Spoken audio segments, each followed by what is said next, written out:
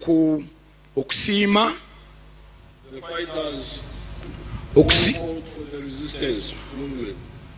abalwanyi abalwana olwa movement olwa NRM.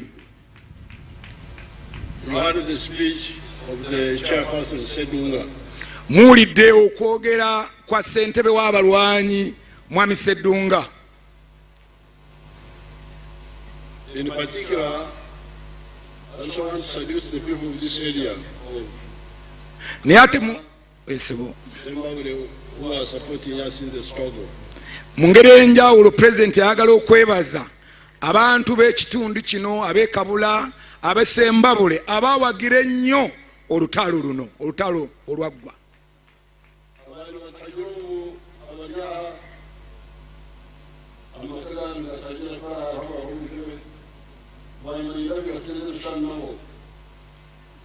I want to get a picture with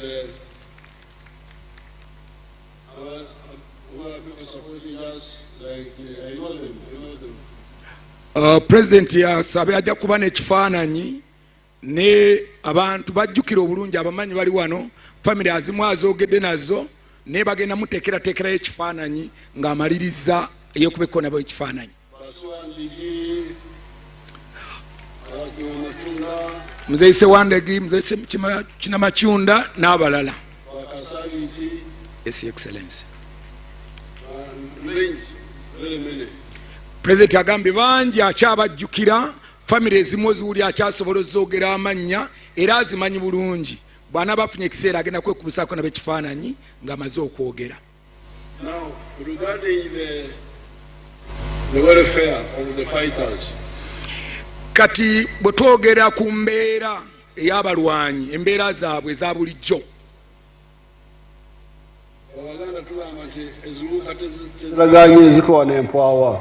ebiwuka tebiragaanye bikubagana empawa, Your Excellency.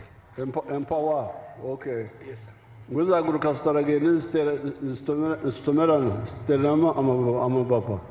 Yes, Your Excellency. The proverb is that when birds fly without coordination, they collide with one another. Olugero lugamba nti ebinyonyi bwe bibuuka nga tebitegeeraganye ebyawaatiro bikubagana kuba kino kibuuka kino kibuuka kidde eno. So agamba nti bwe bate nga tewali abikubiriza bulungi ate biyinza obutatuuka wala nnyo kuba biba bikubagana. When we won victory, we had first of all stabilized Uganda. Kati bwe twawangula olutalo kye twasookerako kyali kyakutebenkeza ggwanga lyaffe erya Uganda. Now, when Uganda was stable, kati Uganda bwe yamala okuteeka nga waliwo obutebenkevu, I called your leaders in Chankwanzi. I think it was 2008 there. Mu mwaka gwa 2008 President yayita abakulembeze e Chankwanzi. There were like 800 of them. Bala abakulembeze nga 800. I said, era yabagamba, we are going to give Akasimo a thank you. Nabategeeza nti tulinayo akatonotono ke twagala okuwaayo akabasiima ke bayita akasiimo of 5 million shillings per person who was the leader. Era akasiima ako n'abagamba nti kajja kuba ka miliyoni 5 buli muntu eyali omukulembeze mu kiseera ky'olutalo. The one who gave us Ekisaka, the bush where to hide. Oboolyawo eyatuwa ekisaka we twekwekanga. The one who was on the committees, the secret committees, and the ones of later which were elected of Kasozi. Oba abalala abaali ku bukiiko obw'enjawulo obw'ekyama ate n'obukiiko obulonde obwajja luvannyuma. Waliwo obukiiko bwe mwali mumanyi obwammwe obw'omu nsiko obw'ekyama naye ate n'oluvannyuma waliwo obukiiko obwalondebwa obw'olwatu. The ones who was a guide. N'abalala abaatuluŋŋamyanga nga tutambula mu nsiko eyo. The ones who joined the militia. ate n'abalala abajja nga balinga basirikale naye nga bantu ba bulijjo. And would give the husband and the wife separately. Ate era twali tukikakasa twawanga omukyala ne tumuwa ate n'omwami ne tumuwa nga bonna tubawa akasiima ako. Saying that they were contributing as individuals, not just families. Kubanga twakimanya nti abantu bano newankubadde baali mwami na mukyala naye buli muntu yali akkiriza nga ateekamu amaanyi ng'omuntu. Then, for the other supporters who were not leaders, kati abawagizi abalala abataali bakulembeze, we said 1 million, 1 million, 1 million. abo ntugamba tujja bawaayo miliyoni emu buli muntu mu kiseera ekyo eky'2008. Therefore, this PDM we are talking about now, kati bwe twogera ku nkola eno eya PDM eya Parish Development Model of 1 million per family, eya miliyoni emu President gy'agaba gye baleeta buli maka, ekyo yali akitandika dda mu famire z'abalwanyi mu mwaka gwa 2008. the supporter 1 million, abawagizi abatuwagira miliyoni emu, the leaders 5 million, abatukulembera nga bakulembera abakulembeze abatuyambangako nabo nga twabawa miliyoni 5. So, Kawandwa, essentials are agawa. Yes, sir. What is the problem? Because this was long ago. Kawandwa jango tegezeko. President asabye mwami Kabandwa ajja tunnyonnyole ku nsimbi ezo engeri gye zaakozesebwamu, kubanga ezo zaali zatandika dda mu 2008 ezagenda mu famire z'abalwanyi abawagizi ne ba leaders abakulembeze abakulembera. Mwami Kabandwa.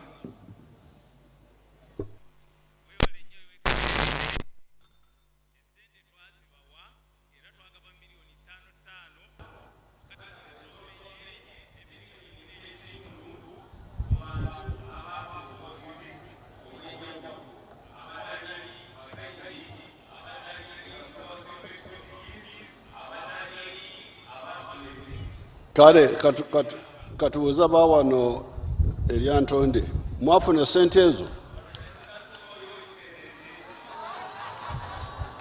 Abaali bakulembeze nga njagala abamu waliwo beemanyi, waliwo omulwanyi omuwagizi waffe Kasabiti azze wano tariho omutabanale omwana wa Kasabiti era tugambire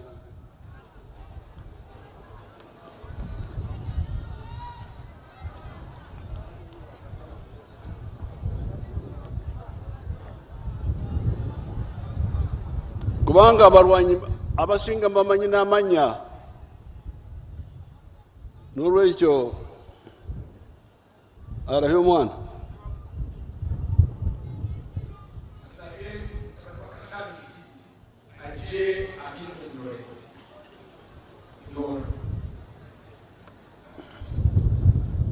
Uyu mwana we omulwana wetu Kasabiti bakamuha miliyoni 5 ezo.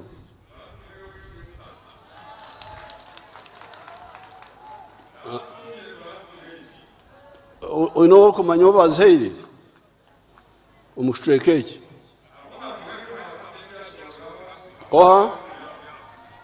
oha omwami muhendarai izo tugambire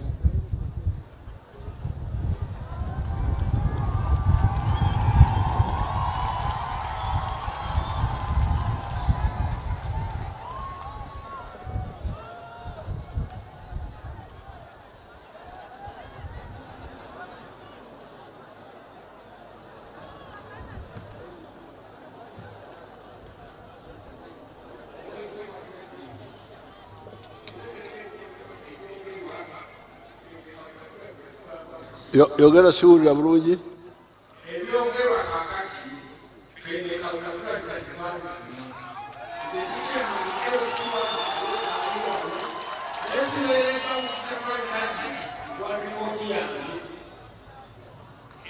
Ebyo byonna mbirina mu buwandiike, sirina nantambula, sirina kyendi, naye nga nali omu ku abo abaatandikira ddala mu ntandikwa yonna. Eno temufunangako ku ssente ezo? Tetuzifunanga. Twale.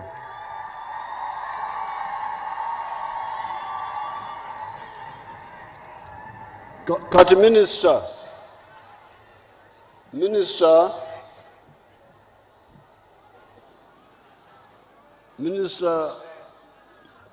Omusogo Akoba, nti ow'ekitiibwa ekisengedde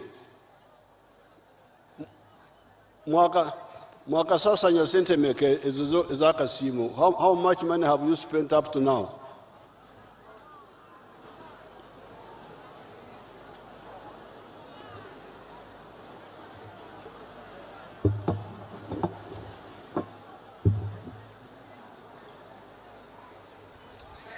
Your Excellency, twakasasanya bilioni 218. Kati muwulidde bannange, obuwumbi 218, obuwumbi 218 zakasasanyizibwa ku nsonga eyo. Kati zigenda wa?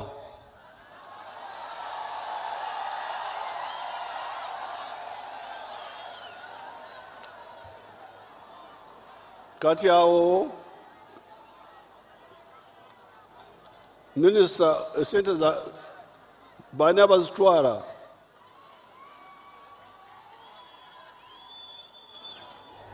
Your Excellency,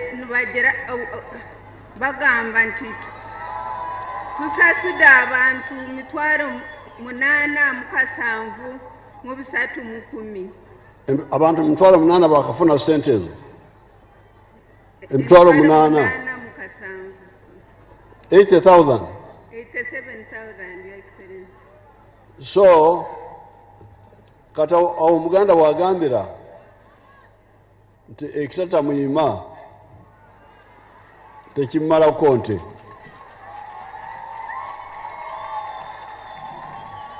You go and sit, Minister. Ekitata muyima tekikola ki? Kasita NRM eri wadde abalwanyi baffe baafa, abaana baabwe weebali, nange Katonda kyankumidde wano, katugende tuddeyo twekenenye esente ezo zaaliibwa mpewo ki?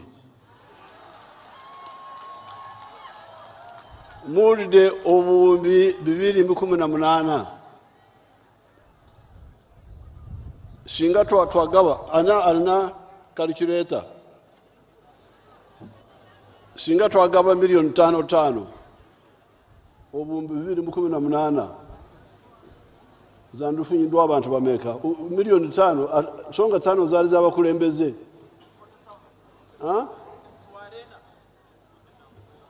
Singa twagaba milioni 5 zaali z'abakulembeze. If we had given, if we had given 5 million for everybody, 40,000 people would have got by now.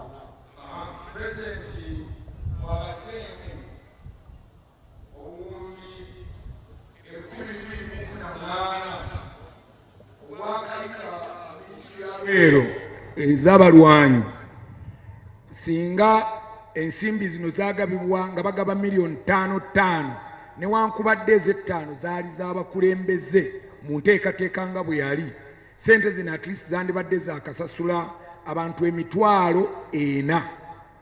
And yet we do not have 40,000 leaders.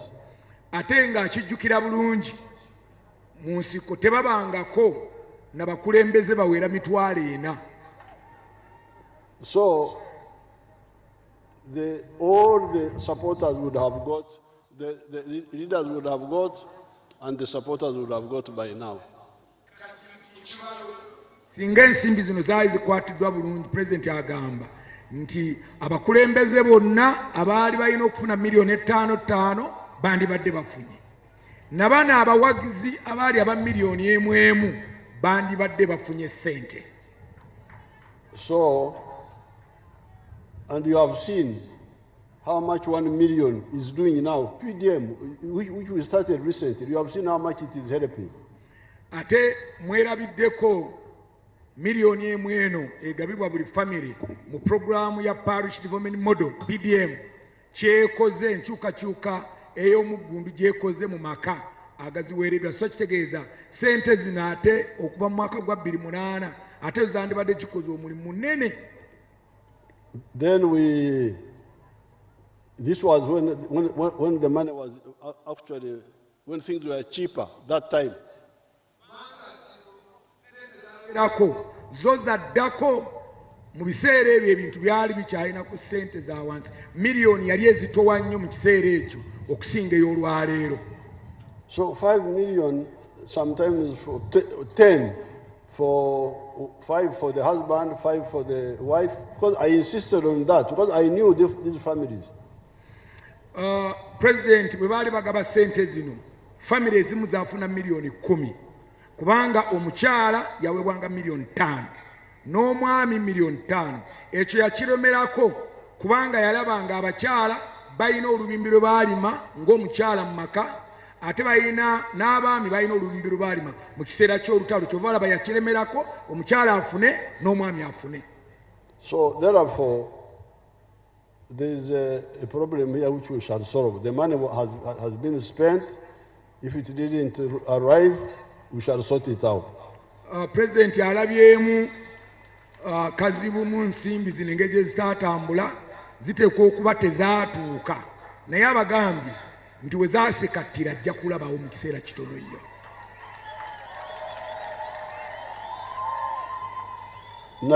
But this time the empewo must be pushed out. The empewo yasibukawa.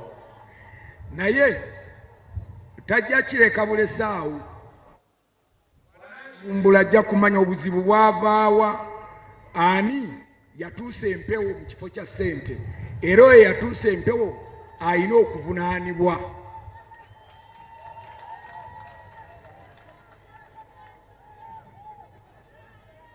Now, coming to the issue of okuziika and okujanjaba.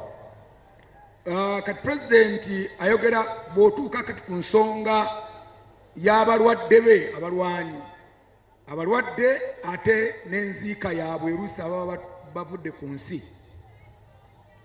I have enriched Nakasero Hospital. Kakati eddwaliro e Nakasero aliteesemu ssente nnyingi. Aligaggawazizza okusinziira ku ssente ze yakateekayo ezijjanjaba abalwanyi be. So I have told my people that they should put everything in Entebbe grade B. Kati President yalagidde bateeke buli kintu kyonna ekyetaagisa mu ddwaliro ly'Entebbe grade B erya gavumenti.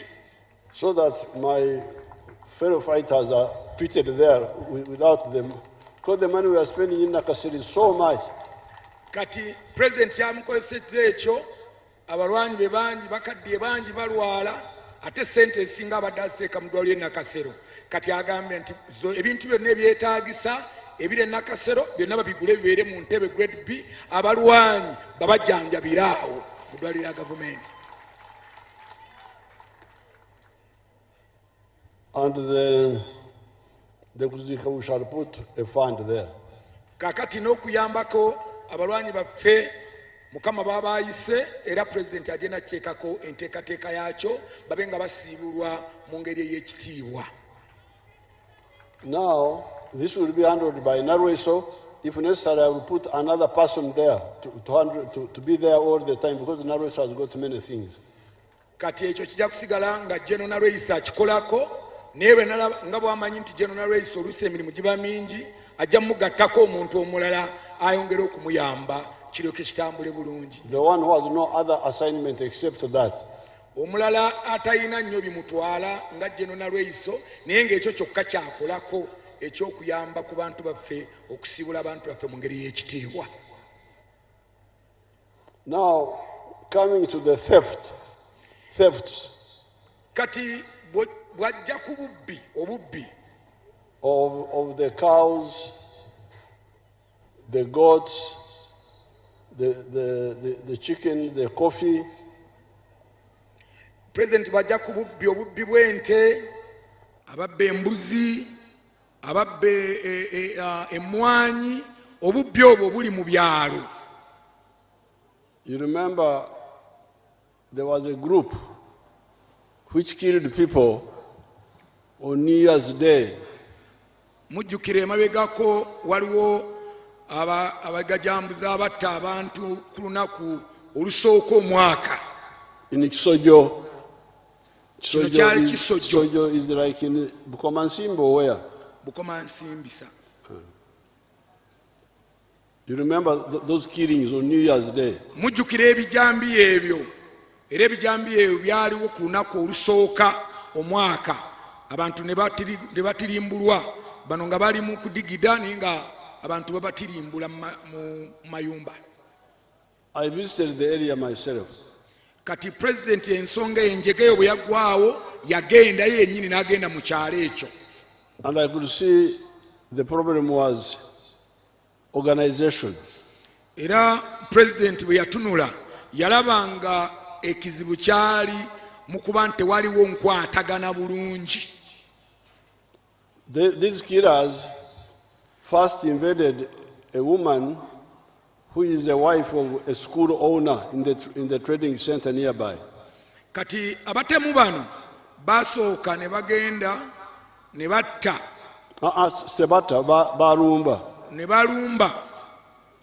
They were trying to enter, but there were steel bars in the window, they couldn't enter. Basooka ne balumba amaka ag'omu ku kitundu ekyalinamu essomero awo. Ne balumba amaka ago ne bagala okugayingira naye enzigi ze zaalimu emitayimbwa n'amadirisa ne batasobola kutuuka munda. The woman was making alarm. Kati omukyala w'omwami ono yali agezaako okkuba enduulu.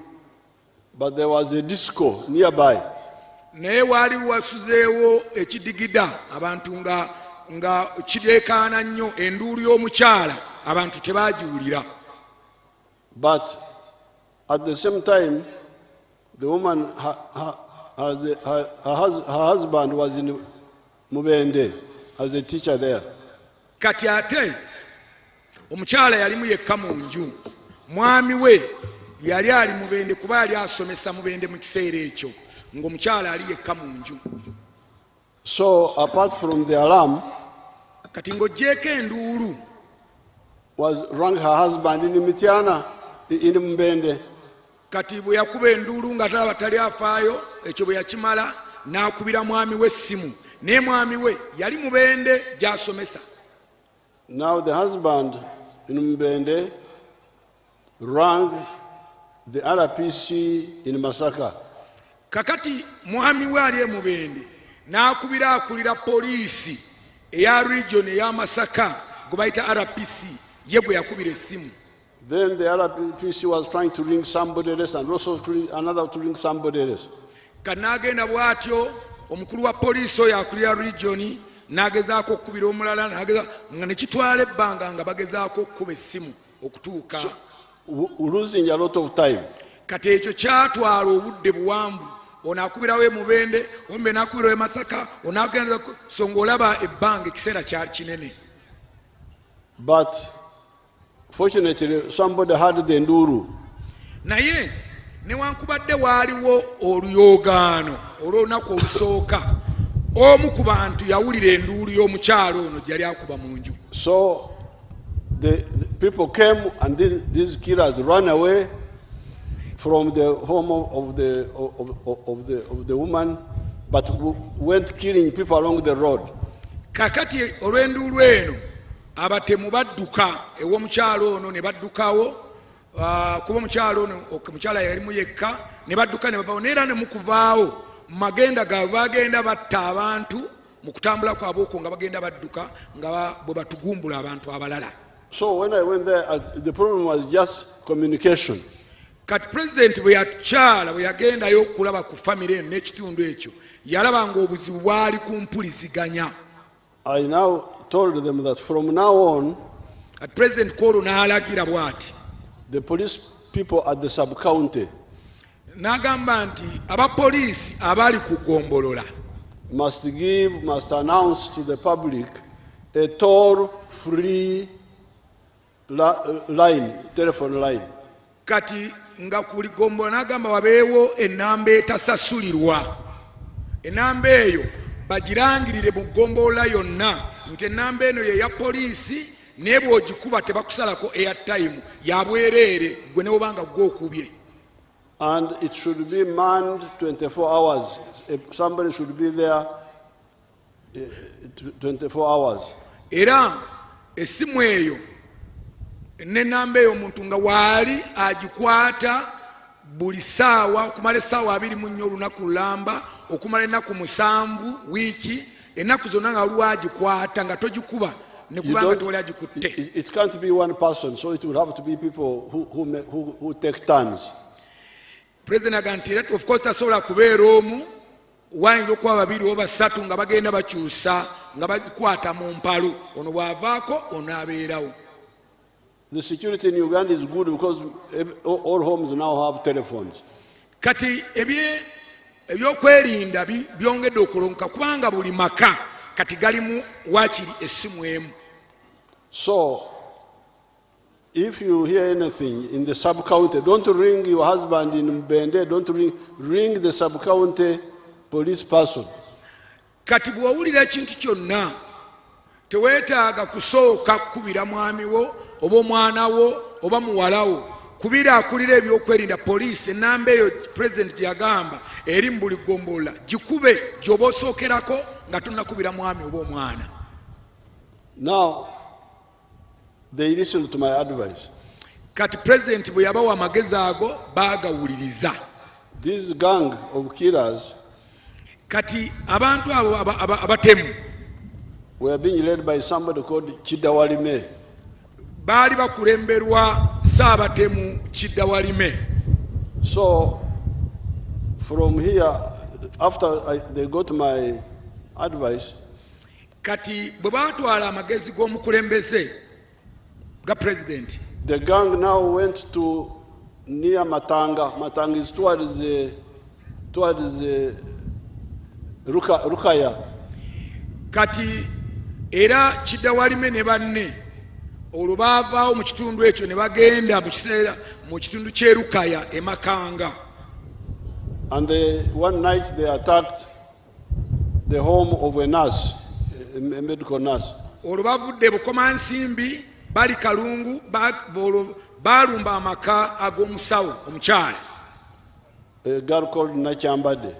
Omukyala oyo yali ayitibwa Nakyambadde. So when they were trying to break into the house, she rang the local police of the sub-county as I had told them. Kati bwe bagezaako okuyingira enju ye n'akubirawo essimu n'akuba ku poliisi y'oku Gombolola ng'amagezi gaali n'akuba ku nnamba eri president gye yalagira okubeera ku buli Gombolola air police. Then Nachambade threw the phone through the window as they were entering the house because they had broken into the house, but she had already rung. Kati Nakyambadde kye yakola bwe yamala okukuba essimu nga bayingira n'amanya nti bayingidde essimu n'agiyisa mu ddirisa n'agikasuka ebweru naye yali amaze okukuba essimu ng'amaze okukubira eyali ku poliisi ng'amaze okukubira poliisi. So Chidawalime entered and said, you remove your clothes. Kaakati Saabatemu n'ayingira n'amugamba kati jjamu engoye zo. Then started taking her pictures when she's naked. Kaakati Chidawalime n'akola byayagala ntandika okukuba ebifaananyi ebya Nakyambadde. And then said, Pumbavu Rosa Nwanyako, meaning she wanted to rape her. Kaakati n'amugamba nti olowooza nazze wano nze ndi mwannyoko tomanyi kyendiko. Now, as he was saying that, a gun sounded outside. kakati nga bali awo bwakuba ebifaananyi bwayagala okukwata nakyambadde jjukira nakyambadde yakubidde poliisi baba kyali awo already ennyumba poliisi n'egyetooloola fired at they were a gang. Chidawarime had entered, but others were outside. Newankubadde Chidawarime yali omukulembeze waabwe naye baali bangi kuba Chidawarime newankubadde yali munda naye batemu banne bali wabweru nga weebali era. So when the police came, they fired at them. Kati poliisi bwe yajja nekuba amasasi nebakubamu amasasi. Then Chidawarime now abandoned his project of rape, tried to run. Kakati Chidawarime bwe yawulira amasasi ebweru omulimu gwe yali atandiseeko ogw'okwagala okukwata nakyambadde n'agusaza nagakati wano wafiira muloge. Now that was the end of Chidawarime. He was killed. Kakati mu kaseera ako yagenda okufuluma already yasanga poliisi yakookinze dda yali tasobola kuwona awo ebyo ebyakoma ezize ne baanika.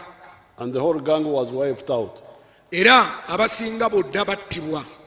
And one of them ran up to Ntungamu, you can imagine. Omu yadduka, omu ku batemu yadduka ne paka Ntungamu gye baamukwatira. But we had got their phones and their pictures.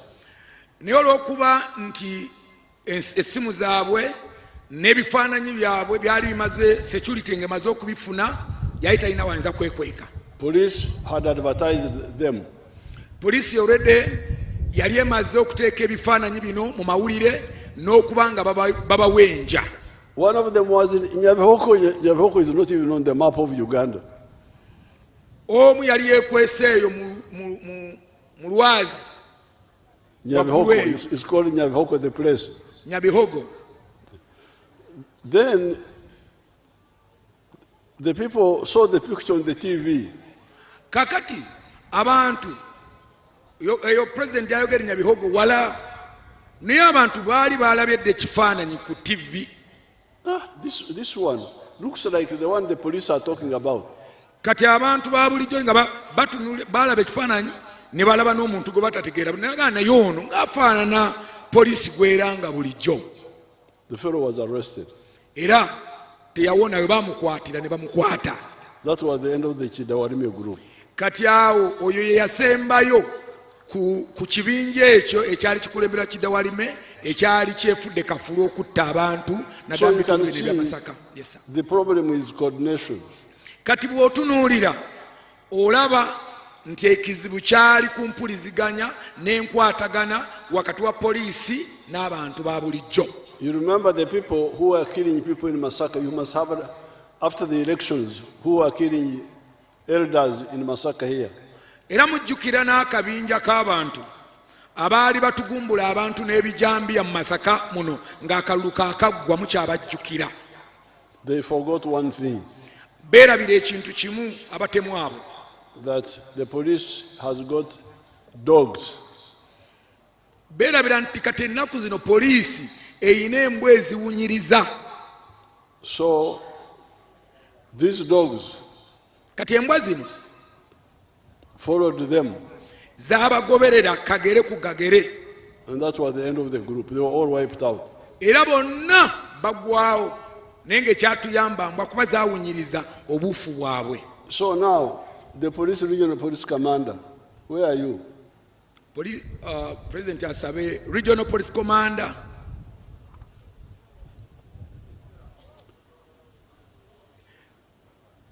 omupoliisi akulira region eno. Go to the microphone there. He's right there. Bamusabye ajje wano ku microphone abeeko byannyonnyola ku nsonga ezo.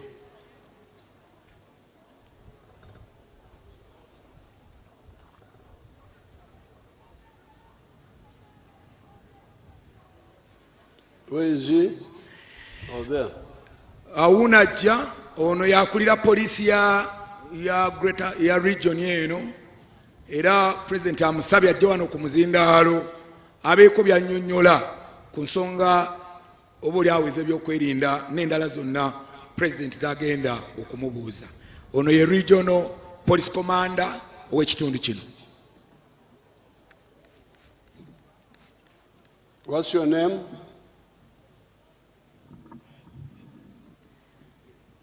Your Excellency, my name is SSP Tugume Ezra. Tugume, have you started implementing the sub-county-based police effort?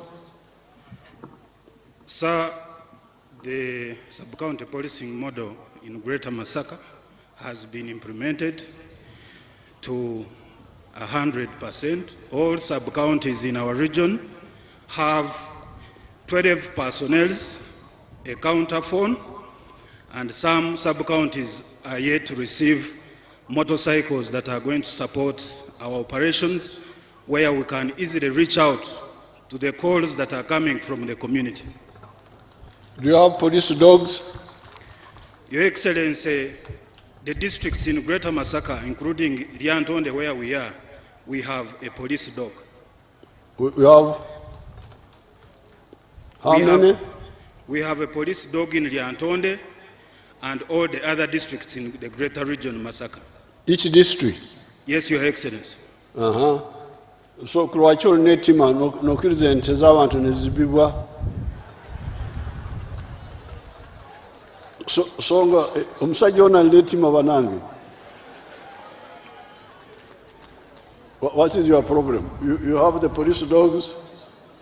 You have the policemen. What is the problem? Your Excellency, if I may use Lyantonde as a case study, according to the statistics that we have drawn from 2023, we had 169 cases, but as we speak right now in 2025, they have dropped to 93 cases because of working together with the community and responding to their complaints. Chusa. Mukama wange President, mbadde njogera ku cases ze tureceiving ku police kuva mu mwaka 2023 twalina emisango 169 naye we twogerera 2025, this is biannual, half a year, twaregistarinze emisango 93. Mukama wange President, Ebyo bya police bye bakola bulijjo.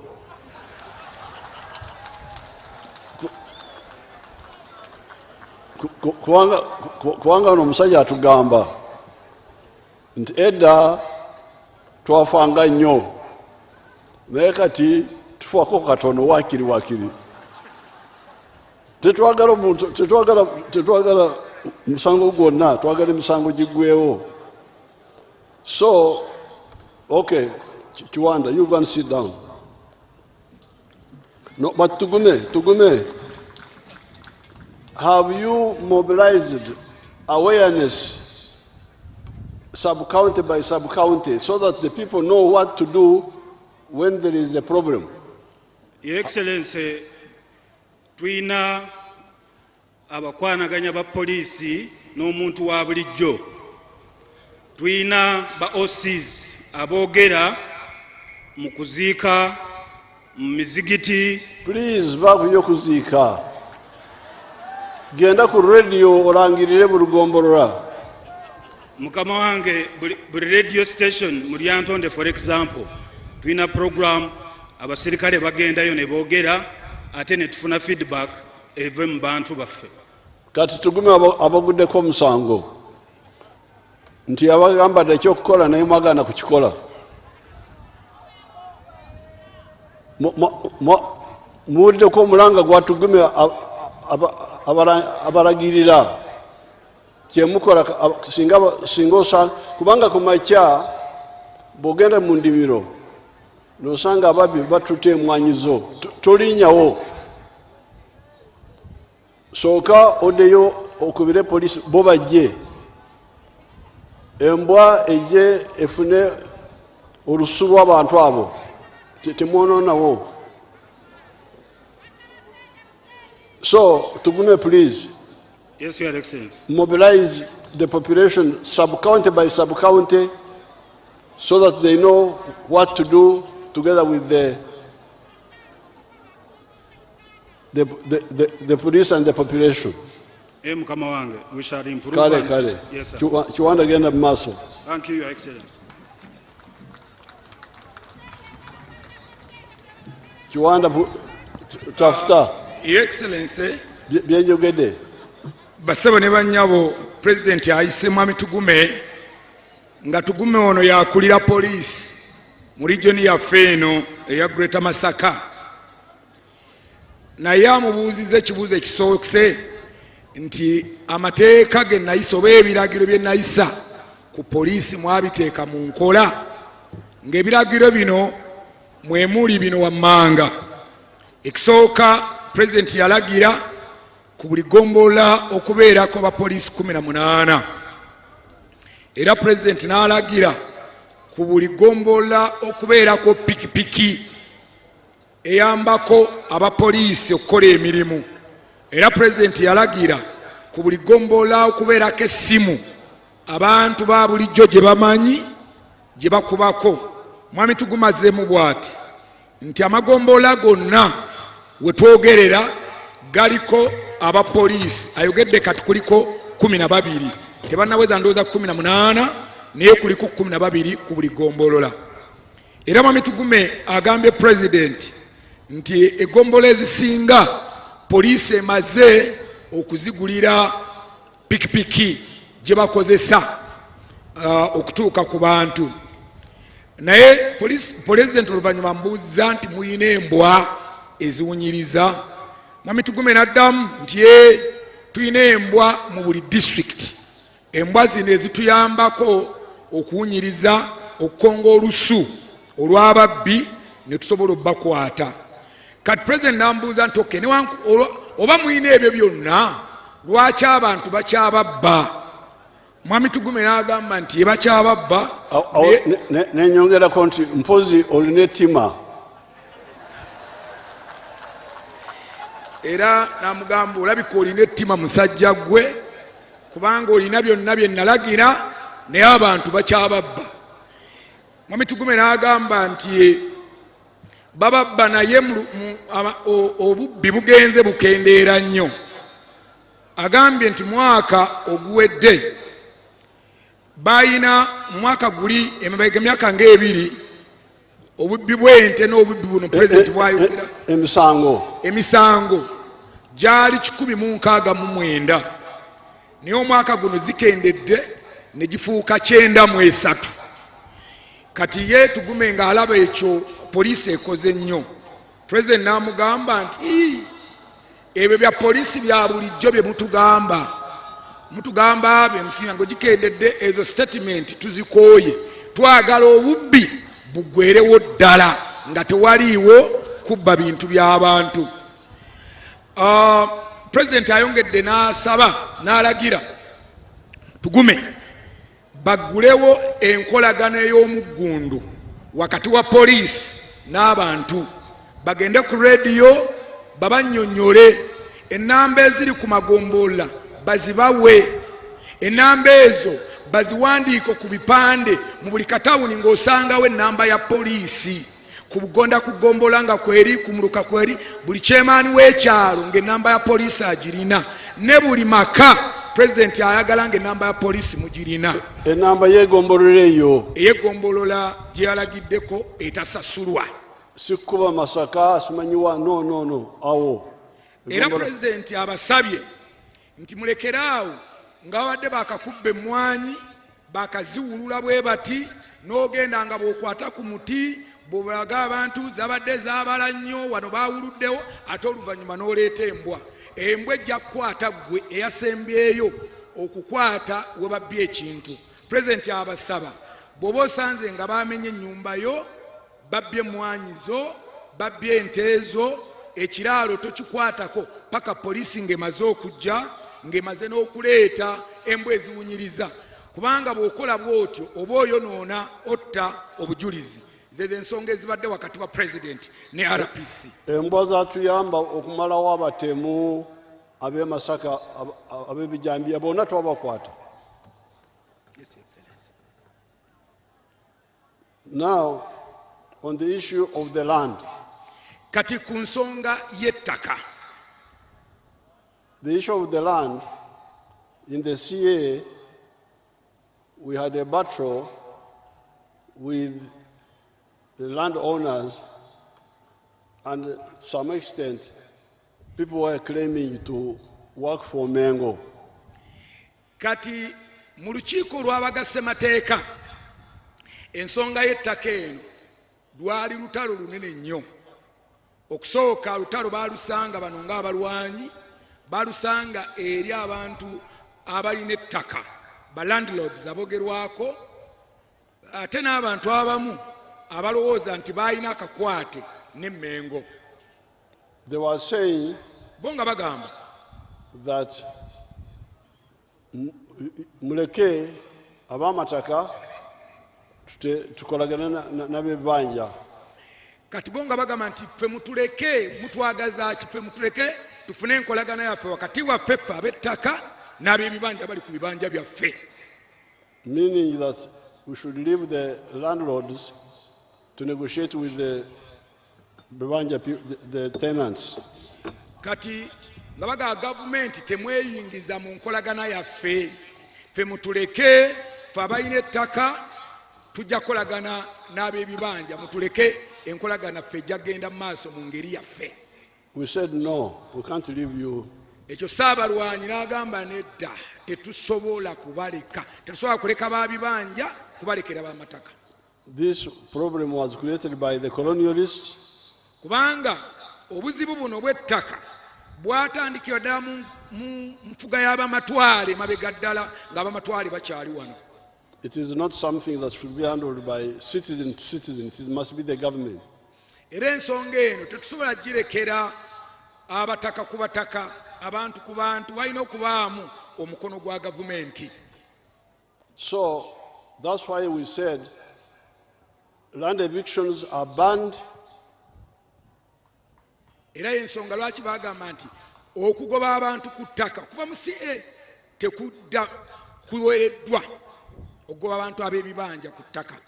The busuru, the rent must have a kikomo set by the central government.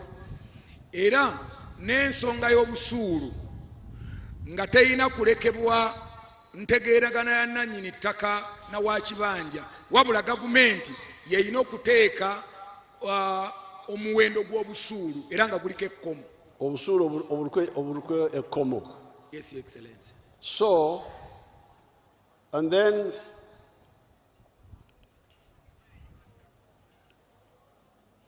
if you control the eviction and you control the rent, and the rent is simply nominal, not commercial. Kati President bonga abalwanyi baga nti bw'osobola okufuga obusuulu ng'obuyinako ekkomo ate ng'era olina tebasobola kukugoba ku ttaka. ng'omaze era ng'olina n'okuteekawo ekiragiro ekigaana abantu okubagoba ku ttaka, ekizibu ky'ettaka oba okinogedde eddagala. On what basis are they evicting people? Era basinziiranga ku ki okugoba abantu ku ttaka? They are not doing it legally. Kubanga abakikola bakikola mu bumenyi bw'amateeka. That's why, and it's not necessary because you are talking about the land fund. Kuba tekyetaaga kuba newankubadde twogera abantu boogera nnyo ku ssente zino ezisasulwa ze tulina okusasula ba landlord bave balekere abalina ebibanja kye tuyita land fund. Well, if I have not paid the landlord land fund, he cannot remove my kibanja ownership. Kati newankubadde gavumenti eba tennasasula essente zino ze basasula ab'amataka, era ab'amataka tebalina buyinza kugoba babibanja newankubadde abatannasasulwa. So, and even if they say, I have sold to a new landlord, ne bwe bagamba nti nze wano ewange awabadde ekibanja ekibadde ettaka lyange ndiguziza Sewava ne bw'otunda ettaka era oli aguze talina buyinza goba bakibanja. That means aguze ekipapula nze ndi kutaka. Kati gwe bw'ojja n'ogula ettaka ku kiwanda ng'ate ettaka ero liriko abaliko gwaliguze oba oguze niyo oba oguze kipapula kiri kibata title tekiba oba toguze bantu ab'ebibanja basigala tebakwatibwako. So this is just, they are just using your lack of information to intimidate you, and that's why the leaders, the RDCs, the members of parliament should reject this. There is no legal basis. Kakati bakozesa butamanya bwaffe ebintu ebyo mulya ne babatiisatiisa omusajja yatutunze yatugambye agenda tutunda babatiisatiisa butiisatiisa ekyo tekiriyo mu tteeka ye bw'aba atunda kyapa tatunda bantu ba kibanja era pulezidenti agamba ekyo akoowoola abakulembeze bonna okuva ddala ku bamemba ba paalamenti ba RDC n'abakulembeze bonna muyimirireewo wakati w'abantu okubataasa. There was one kakodio the landlords were doing, which was to refuse rent. Kati waliwo akakodyo abannannyini ttaka ke baadde beekwekamu nga beewala okufuna ensimbi z'obusuulu. We are now going to amend the law and make you go and pay the busuru at the sub-county. If he takes it, it's up to him. Kakati President ali mu nteekateeka okuteekawo etteeka nti obulandlord bw'agaana okubajjako obusuulu bwe mbutwale ku ggombolola mbusasuleyo oba bunonayo oba tabunonayo ezo nsonga ze naye mwe musigale nga mbusasudde ku ggombolola kubaako ke badde beekwekamu. Naye temukkiriza, but you are absolutely right. We can give mandatory. Kawandu is right. We can give land certificates for the Vanja people. We can do it. Nga mu ripooti ya Mwami Sseddunga bwe yasabye ne gavumenti eyinza okuteekawo ab'ebibanja nabo baweebwe obuwandiiko obw'enkomeredde obulaga ensalo z'ekibanja kye. But I will say more about this land issue. Let's go and sit down and we shall give new guidance. President ajja kwogera mu bulambulukufu okusingako wano ku nsonga y'ettaka mu kiseera ky'omumaaso awo alina ekiwandiiko kyagenda okufulumya ku nsonga ezikwatagana n'ebyettaka mu Uganda ne Uganda yonna okutwaliza awamu. From the air, I see that you have moved with wealth creation. Some people are doing coffee, some people are doing farming, cattle farming. This is very good. Bw'abadde ayita waggulu mu nnyonyi ayidde ayisaayisa amaaso n'alaba ng'alaba waliwo enkyukakyuka y'amaanyi naddala abamu ku mmwe mulunda abamu ku mmwe mugenze mu mmwanyi alaba nti waliwo enkyukakyuka eyannamaddala mu byenfuna awaka. Mwebale nnyo, mwebalire ddala. We are now going to start helping some of the families to do irrigation so that in the dry season the crops still have water. Kakati waliwo enteekateeka President gy'agenda okutandikako mu famire ezimu nga tutandika okufukirira ebirime byaffe kubanga oluusi omusana bwe gutandika nga guno gutandise ebintu byaffe bingi bikala. So program eno ejja kutandika.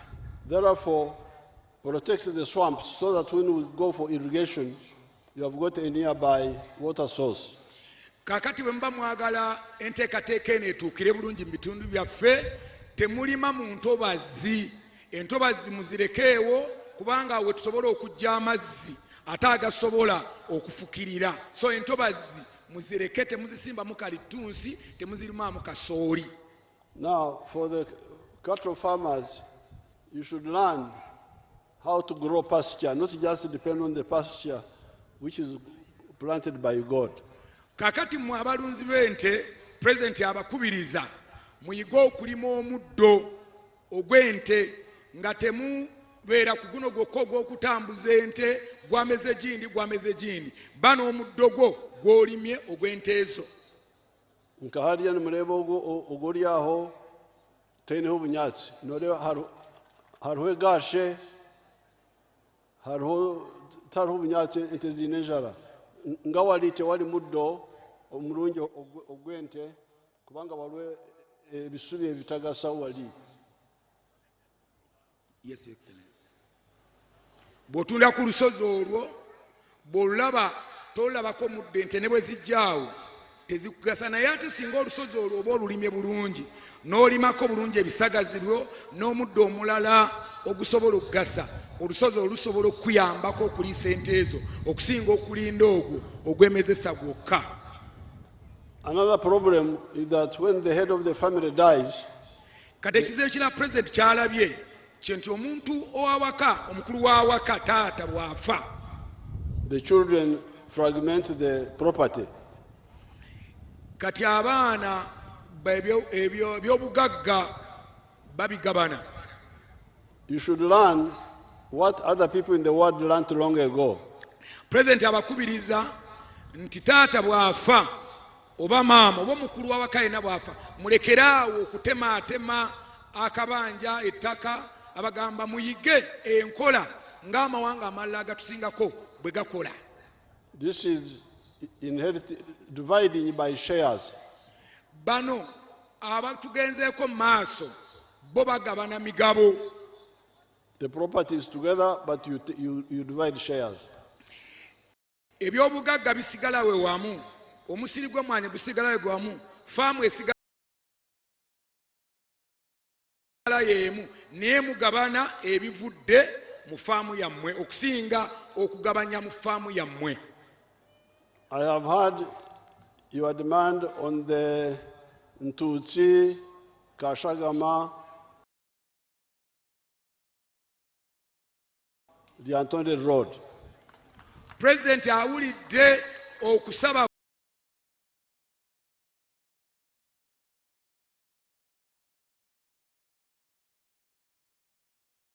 kwammwe okw'oluguudo lwa Ntuusi Kashagama Road okusaba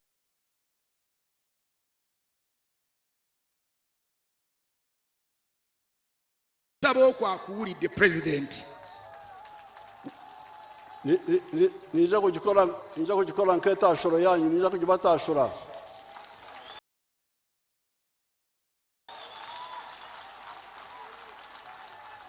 Ngenda kugibaweereza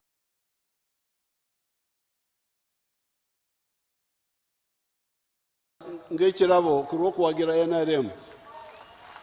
President basebo ne banyaba obugalo oluguudo olwo President abantu b'eryantonde alubawadde ng'ekirabo kubanga muwagira nnyo National Resistance Movement. Mumukubireko mu bugalo namwe mwekubireko mu ngalo abantu b'eryantonde. Ate n'abakooki baffe lyantonde Lumbugurakai. Abantu baffe ab'Ekkooki era oluguudo lw'eryantonde Lumbugu paka Rakai. Tugenda we are going to do also the one of Rusarira, Kabamba, Ntutsi, Sembabule. That one is already being funded. Ate era n'oluguudo lwa Ntuusi Kabamba paka Sembabule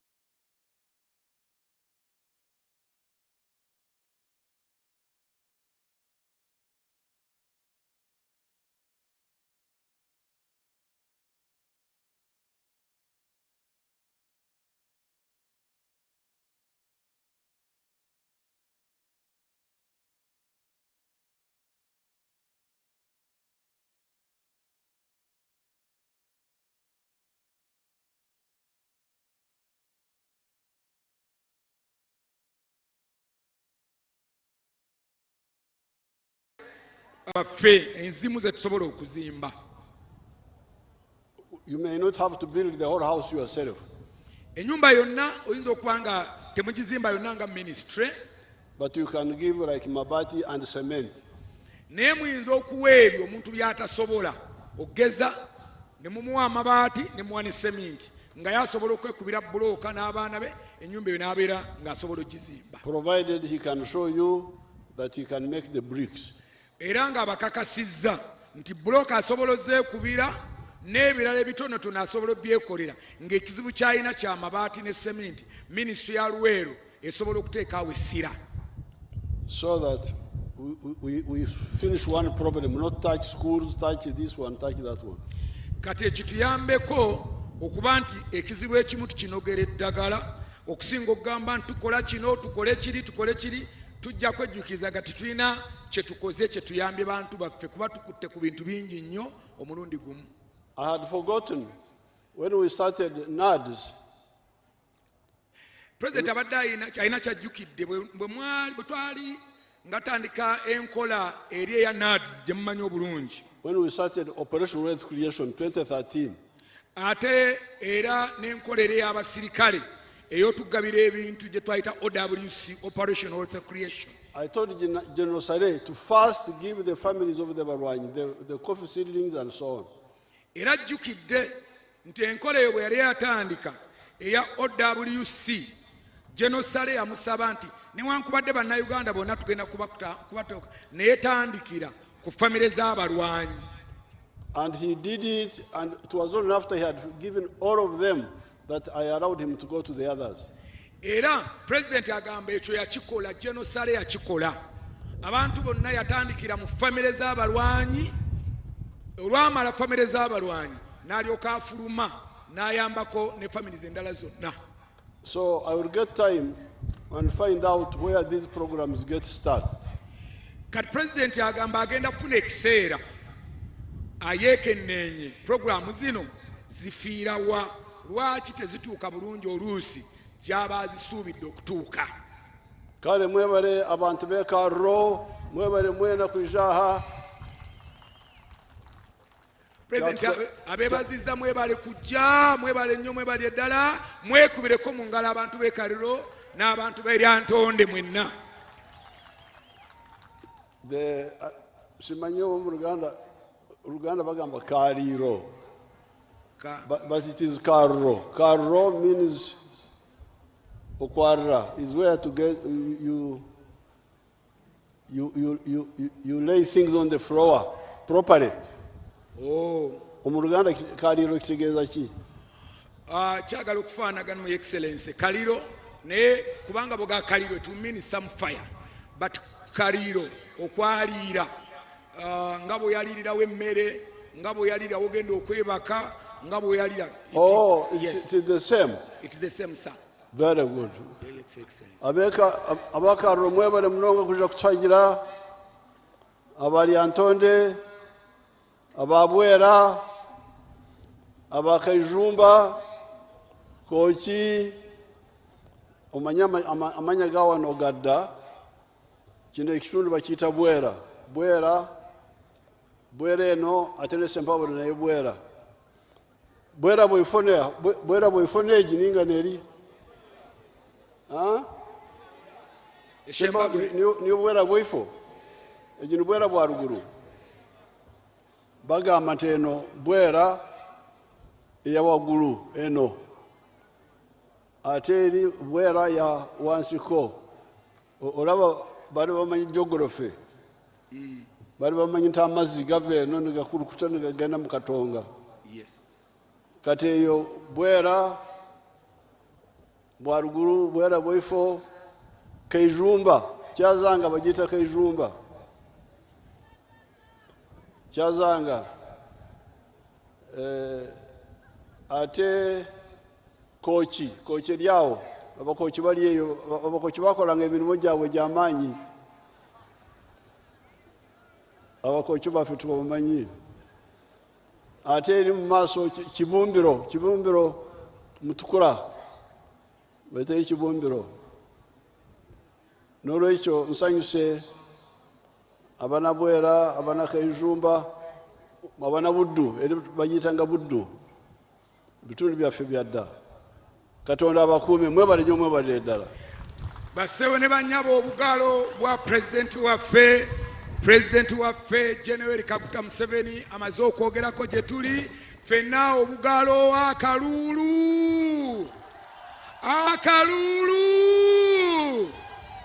obugaalo NRM oye NRM oye Kabula oye Ryantonde oye mwebale nnyo.